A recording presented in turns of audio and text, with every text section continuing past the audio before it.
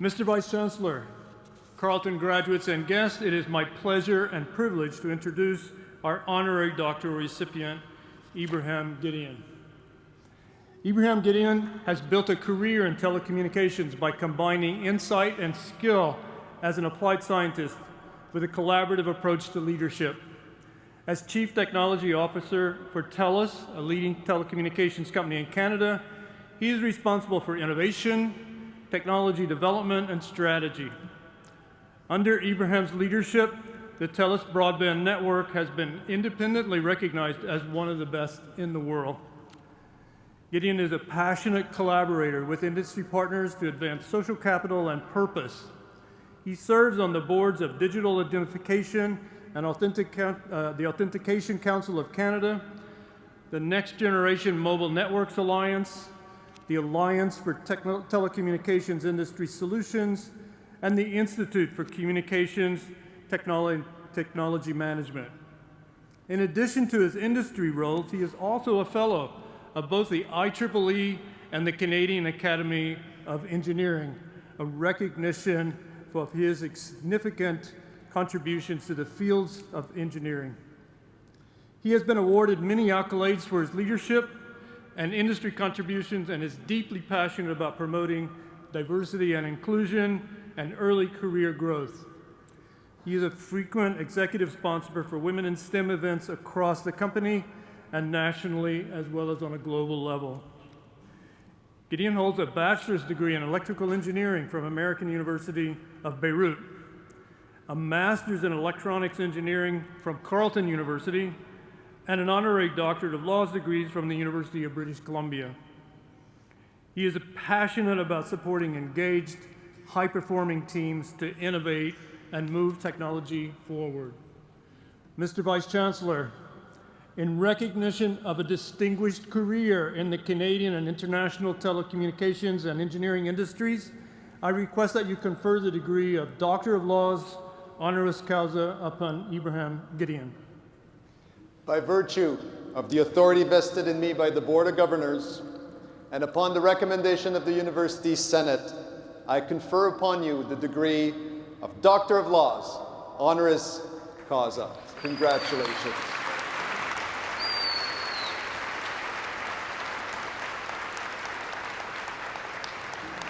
I'm sure the students are very excited to hear somebody while they've been waiting for 4 years to get out of here, right?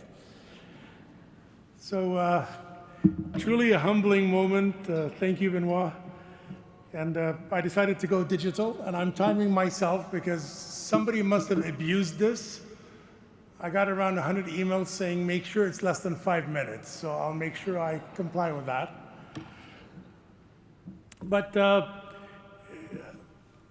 Mr. President and Vice Chairman, Mr. Chairman, esteemed colleagues, distinguished guests, and of course, fellow graduates, good afternoon.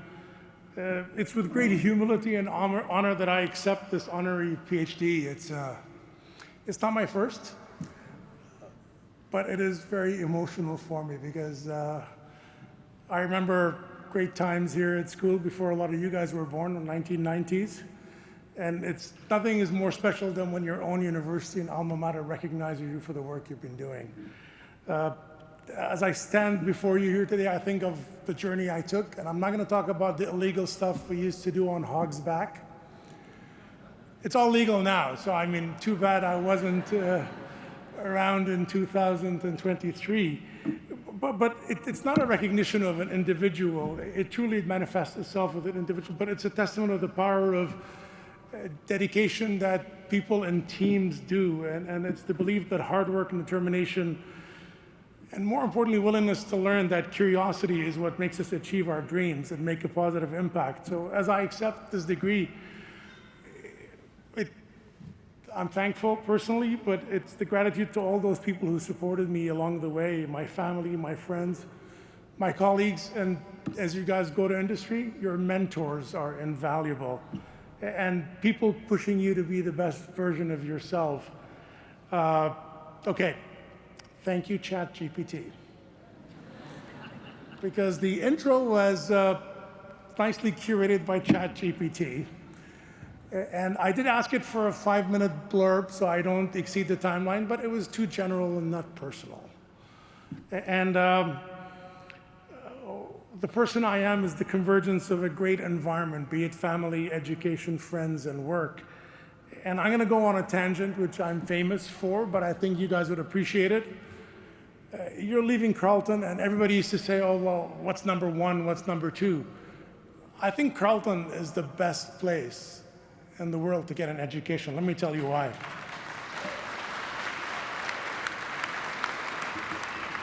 And I'm not blowing smoke. I'll tell you why in a second. As you go to the next phase of your careers, you've got an asset that very few students have.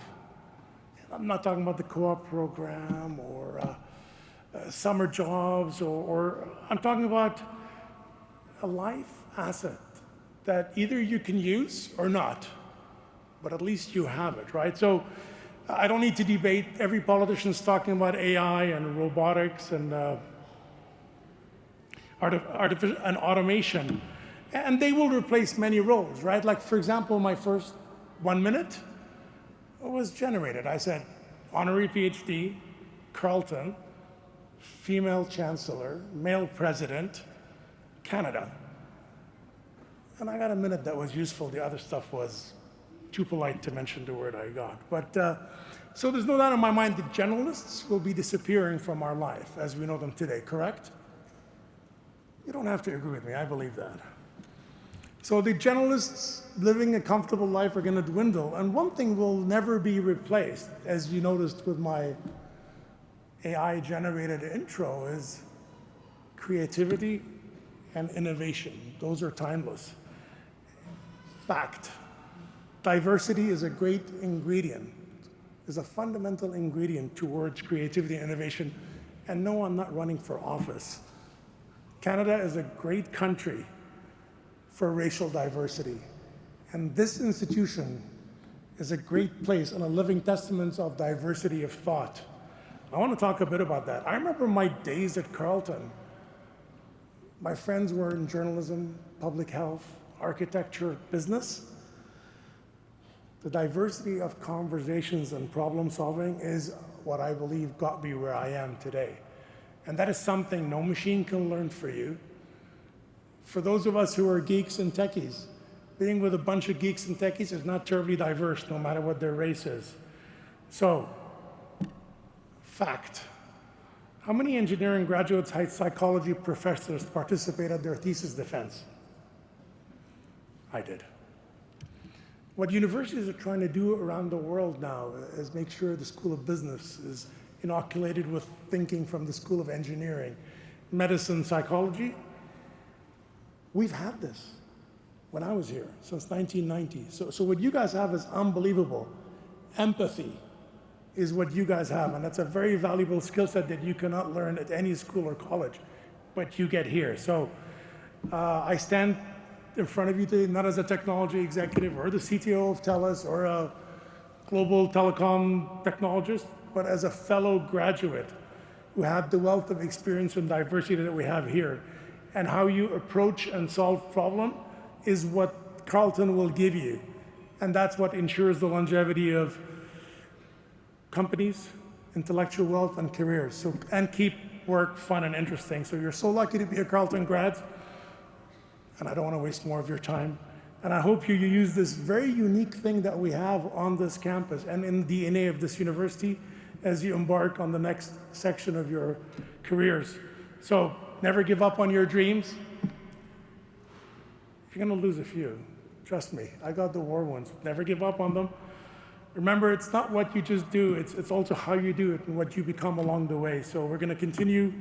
I continue to learn and evolve with each project I undertake and each colleague I meet. It'll be the same for you. And more importantly, each decision I take. So I hope I can continue doing what I'm doing with your support and the great foundation that has been laid out through the work I did here. And again, thank you again for that incredible honor, and proud to be a member of your graduating class of 2023.